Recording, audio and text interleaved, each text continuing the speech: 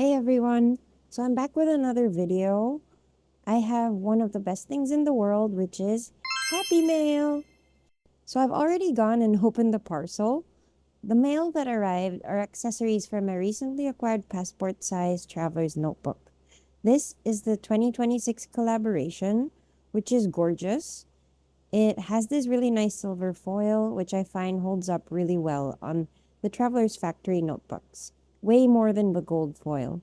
It's also debossed. It's been recessed into the leather before the foil was placed, so I have high hopes that this will be very survivable. I particularly like the design so much. It's one of the things that pushed me to finally get a To&FRO collaboration. I've got it with the red elastic it comes with. It comes with either black or red, and I fitted my Starbucks Reserve Sakura charm. I really like how the rose gold ties together the gold clip, the silver foil, and the red elastic nicely. This is my second passport. I only had one, the plain olive one, which has been used and lovingly abused right here. I've shown this on the channel before. I fitted it with a plotter lifter with band, which is why it has a vertical enclosure. I've done a lot of things to this, like cut the leather, cut the elastics. I've punched holes so that it could carry rings inside, and essentially I really love it. It's my experimentation EDC, my everyday notebook. But I did talk about earlier this year how I tried to switch it up with the Hobonichi A6, and that just didn't work out for me. Now I'm going back to the passport as my everyday carry with this nice black version. I believe To&FRO regularly does collaborations with Traveler's Notebook or Traveler's Factory. I just found the designs in the past were a touch too minimalist for me, and they weren't all that different from the plain Traveler's Notebook, so I didn't see why I should pay a premium for that. The brand itself, To&FRO, is a travel gear brand manufactured in Japan by a textile manufacturer that's been developing textiles since 1950. They originate in Ishikawa Prefecture, one of Japan's three major textile producing regions, and I guess the whole travel and adventure theme of Traveler's Notebook aligns well with the To&FRO brand. The platform I regularly order products from Japan is called Stationery Station 515, and I messaged them on Instagram to check if they had this limited release from June, and they confirmed that they did. I literally begged them for 2 weeks to please list it just so I could buy it already. They also offer DHL shipping, so it gets to me in a matter of 3 days. The first thing I'd like to show is a little leather folder that was out of stock when I was in Kyoto. I believe this is one of the Kyoto limited items. So this is the passport size leather folder collaborating with Butler Verner sales. It's actually a lot thinner than I expected, which I'm happy about because I didn't want it to be too bulky inside my everyday carry. It has almost a cardstock or paper-like texture, the thickness and sturdiness of the craft folder, but in this nice natural leather, which I expect will deepen over time and patina quite nicely. It does feel a little dry now, so let's just take a quick moment to condition it with some leather conditioner. I ran out of my usual Lexol, but this spare bottle of leather conditioner I find lying around the house makes for a good secondary. So yes, I guess I'm brave in that I just went straight for it without sort of patch testing whether the leather would change color, which it kind of is. It's deepening a bit if you can see. It's a lot more flesh toned now. Yeah, the leather's pretty dry. It sucked it up pretty quickly, so you can see the sheen disappearing immediately. Here's the back. Here's the front. It did deepen a touch. Like, it's a lot more saturated in color now versus how it first arrived. At times, when I condition my leather notebooks, I'm tempted to let the back remain as is, just so I can see the difference in the conditioned part versus the unconditioned part. But this is a touch too dry for me, so let's give it some love. The nice thing about proper leather conditioner is it's actually pretty much like lotion, so you're just moisturizing your hands, I guess. I don't know, correct me if I'm wrong, please, because if I'm rubbing toxic chemicals all over my hands, I guess I should know. But I have been doing this full disclosure to my bags, leather notebooks, both regular and passport size, and my hands are still generally intact, not too discolored, so I guess that's a good sign. The weird thing about this is the fact that it's fused at the bottom like so. In order to put stuff in it, right? It needs to be. So you can't thread it through the traveler's notebook like you normally would an insert. Here's my trusty Kokuyo Hako-Ake. So this is my really nifty box cutter. If you have it here, it's just locked. And then this is in cutter mode. And then when you press down, you slide it here, it becomes a pair of scissors. The blade is super nice and sturdy and sharp. And now for the moment of truth. There's hope, okay. I hope the camera's getting what I'm doing. Okay, the camera was not getting what I did because it's fused at the bottom. That's my problem, right? So I was actually able to just thread this piece of string through the lower left corner and it came through nicely. So let's just keep it going. And my thought process was actually to punch a hole up top. And now I see I don't need to. Hooray! I think it worked out and I can just tie this off and then just sort of string it so it's at the bottom, like right there. For anyone who has this and is figuring out how to thread it through like an insert, I just figured it out. So you just need a little tweezer thing or very dexterous hands and a spare elastic. And you can do exactly this and preserve the integrity of the folder altogether. It's really nice for me that this would be the first thing that greets me, right? It's so nice against the black leather cover. I love it. So I've got this set up with the Kyoto limited edition of Butler, Verner, Sales, and Traveler's Factory. And I've managed to figure out how to string it through. This dangles now, so it's a bit bothersome for me. We will figure out how to make it less so without cutting out some bits. For now, I think I can just tuck it somehow like that. Okay. And then I have my craft insert, a blank insert for errands and just notes on the go. Exercise log, my monthly insert, ta-da, which has, this is the Traveler's Notebook monthly insert. So I have this in July, nothing new yet. This is a relatively new setup. Then I have the back of the craft folder plus the rest of my plastic folder, which has space for cards in the rear. That's my pocket setup pretty much. So let's finish the unboxing first and let me show you what else I got. I got this really cute Mizutama stamp, this nice empty masking tape of Momiji that's not Momiji. Well, not autumn leaves, maple leaves, but in spring, so fresh green maple leaves. It reminds me of my recent trip in late spring. Then this really adorable set of Moomin index stickers, which they've attached with really cute washi tape. What are these? Flamingos. So I'm going to find a way to use this. My sterling ink planner is arriving.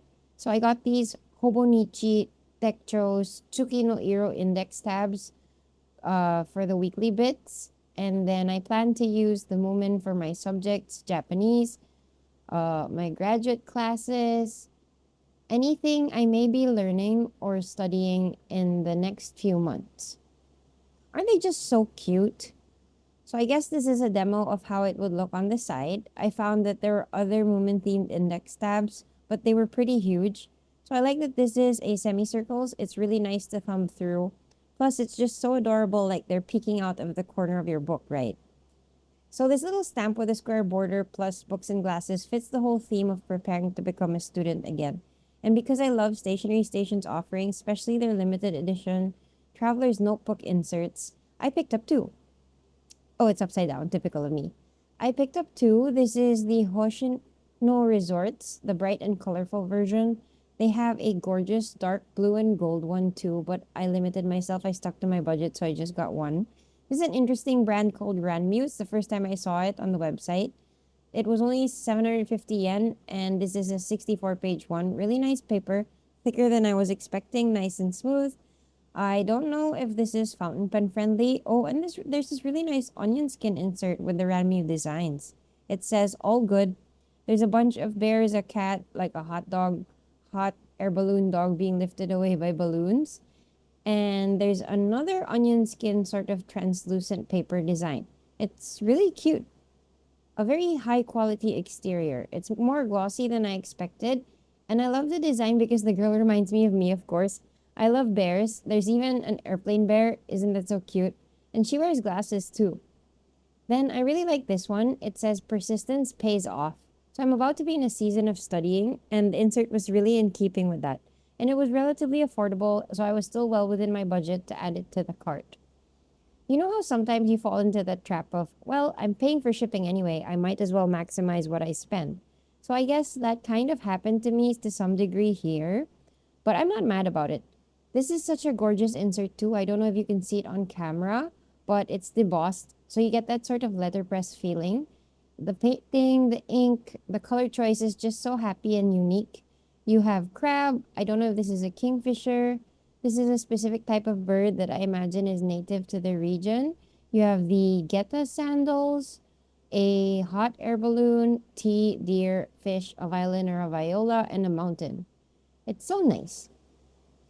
I really like this little key also. I'm so happy with this. I'm excited to figure out which quarter in my life I will be ending up using this insert. Cannot read kanji yet, but I can read the katakana towards the end. Risotto.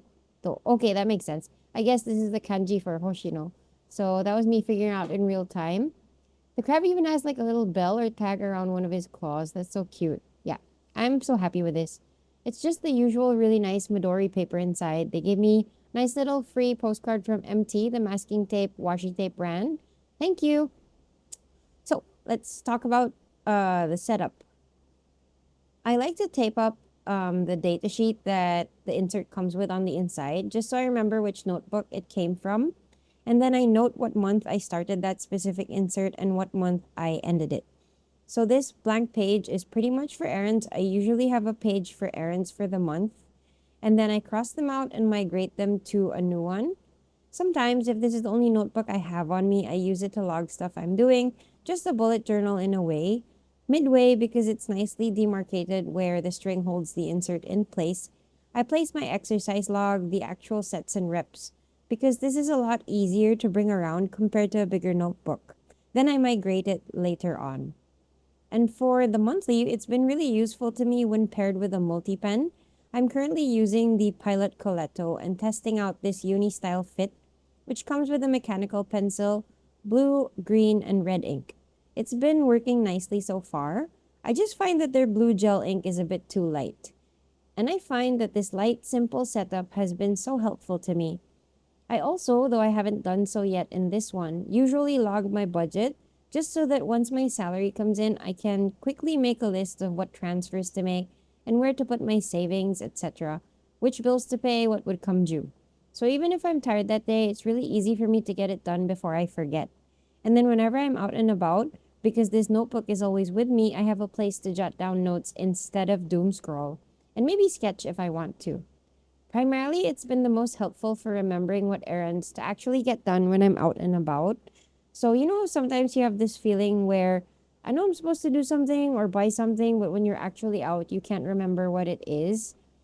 This system works better for me than pulling out my phone where there's an opportunity to get distracted. I'm happy to see that the leather folder I picked up fits the front really nicely, so receipts and whatnot can be stored here, just keeping it neatly away. And the other reason why I placed it in front is it acts as a thick enough sort of platform, so even if I'm writing on the initial pages of the first insert, there's enough thickness on this side for me not to feel like it's still too thin to be writing. I don't have that problem on the other side because the monthly planner insert, as well as my craft folders and cards, give it enough structure that even the elastic that doesn't interfere at all. The final thing I add to this setup to really make sure it's very ergonomic for me and easy to use while I'm out and about is this clip.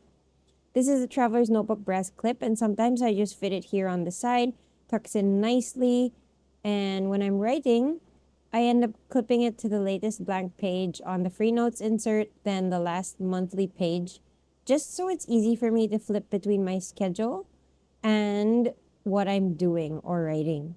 There we go, like that. So that rounds it out nicely. And as for pens, I have this D-like Element pen, which is a neat little knockoff of the Kaweco Lilliput, whose clip I have placed on it. This is brass, but this is the carbon fiber finish, so it comes with this nice textured feel. I find that it fits the Traveler's Notebook in black really nicely, and I do this with any clip pen really. I looked for the craft folder insert right here on the side, then I just slide the clip through that like so, and it acts as a nice little side clip for me.